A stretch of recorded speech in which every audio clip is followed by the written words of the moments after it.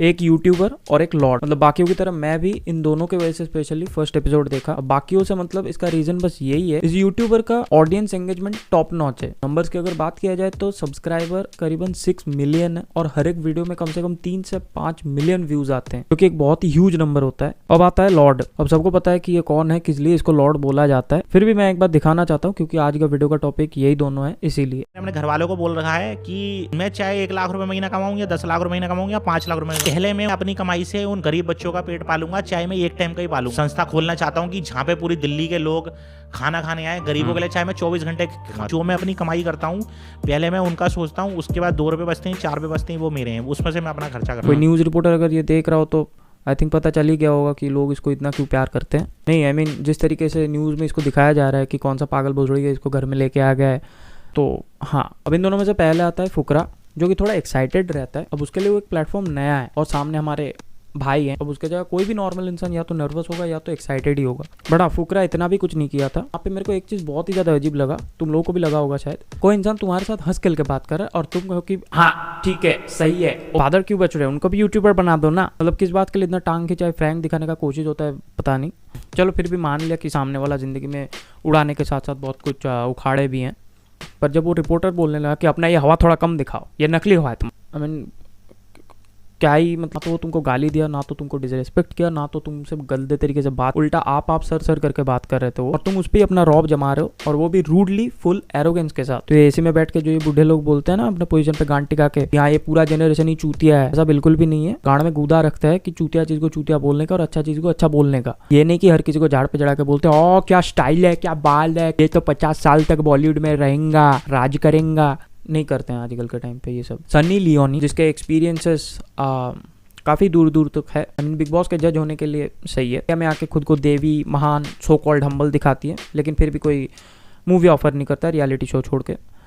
क्या ही बोले, वो खुद फुकरा को पोक करके किसी दूसरे लड़के से पूछवा के बोलती है कि अब बताओ तो तुम्हें वो लड़का तुम्हें कैसा लगा। वो कुछ भी बोले मैडम पहले आप अपना ये एक्सेंट ठीक कर लो क्योंकि इंडिया में आए हो आपको बहुत टाइम हो गया। तो ऐसे ही कुछ महान एक्सपीरियंसेस लेके जजेस बने थे और इन सब ने मिलकर फुकरा को नंबर 1 से सीधा नंबर 6 पे कर देता है। क्यों? क्योंकि अबे तू यूट्यूब वगैरह पे होगा पॉपुलर, तू आया है हमारे टीवी पे, यहाँ बन के दिखा। मतलब इन शॉर्ट यही हुआ कि हमारे गांड जलते हैं क्योंकि ये लोग इतना कम टाइम में इतना पॉपुलैरिटी कैसे गेन कर लेते हैं। मतलब जब तुम ये जजेस के कॉल्स को ही अपना फाइनल कॉल रख रहे हो तब ये ऑडियंस के वोट का क्या मतलब होता है, आई डोंट नो। अब इसके बाद जब पुनीत का एंट्री होता है तब हमारे सैवलॉन भाई को बहुत ही ज़्यादा उसका नाम फनी लगता है, आई मीन हंसने लगते हैं वो कि बेंचो हम लोग इतने सालों से गांड घिसके चैरिटी करके सुपरस्टार नहीं बन पाए और ये चूतिया अपने आप को सुपरस्टार लॉर्ड क्या क्या नहीं बोलता है। अब अगर ये भी किसी को समझ में नहीं आता है तो मैं ये बता देता हूँ, ये इनडायरेक्टली इंसल्ट ही होता है खुद को अपने आप को सुपरस्टार बोलता है अब यहाँ पे भी पुनीत को नंबर 2 से सीधा नंबर 10 पे रख दिया जाता है, जिसके चलते रात को एक बेड तक नहीं मिलता उसको सोने के लिए।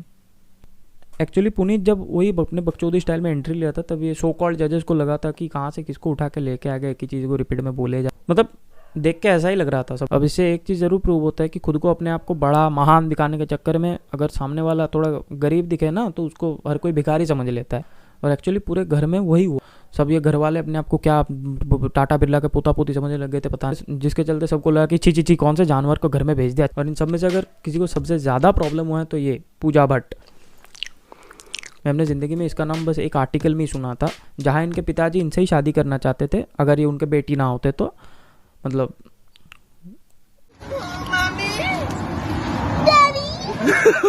और इतना अच्छा हाई सोसाइटी बैकग्राउंड होने के बाद भी इस एज में बिग बॉस आना पड़ता है। आई मीन हम लोग आना नहीं चाहते लेकिन क्या करें यार, ये लोग ज़बरदस्ती बुला लेते हैं। हमारे पास बहुत पैसे की कमी नहीं है फिर भी। और तो और हमारे मशहूर संस्कारी रैपर पुनीत को क्रिंज बोल देता है, फिर भी पुनीत किसी को भी कुछ इंसल्टिंग नहीं बोलता है। और वो सलमान खान से जब पहले मिलता है तो वो पैर छू के प्रणाम भी करता है। और जब गर्लफ्रेंड वगैरह का सवाल पूछा गया था तभी वो सब चीज़ खुद के ऊपर लेके ऑनेस्ट आंसर देता। अगर वो चाहता तो भाई के मुंह पे बोल सकता था अबे तू पहले अपना देख फिर मेरे बारे में सोचना, पर उसने ऐसा नहीं किया। और सबसे घटिया चीज़ तब हुआ जब उसका रैंक डिक्लेयर किया गया, तब वो क्लिप देखना तुम, जब कोई पब्लिकली सबके सामने फुल बेइज्जती करे और पूरा पब्लिक तुम्हारे गरीबी पे हंसता है, तब हर किसी का एक्सप्रेशन यही होगा। ऑनेस्टली अगर मैं उस सिचुएशन में होता तो मेरे आंखों से आंसू आ जाते, या तो मैं खुद का सर फोड़ लेता या तो सामने वाले का फोड़ देता।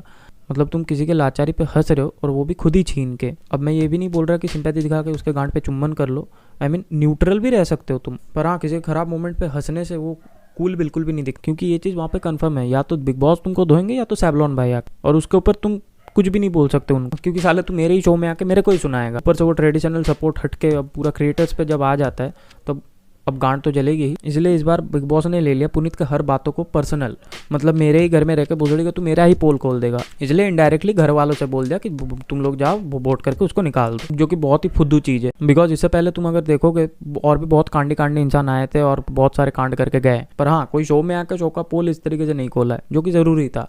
संस्था खोलना चाहता हूँ कि जहाँ पे पूरी दिल्ली के लोग खाना खाने आए, गरीबों के लिए चाहे मैं 24 घंटे खाना खिलाऊं।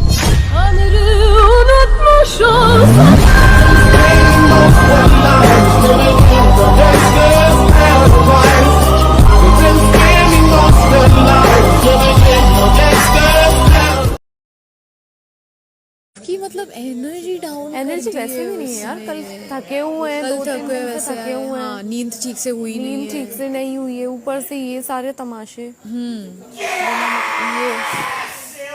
तो इसीलिए वो इतना इसको मजे आ रहे ये तो मतलब इसको मजे आ रहे इंसान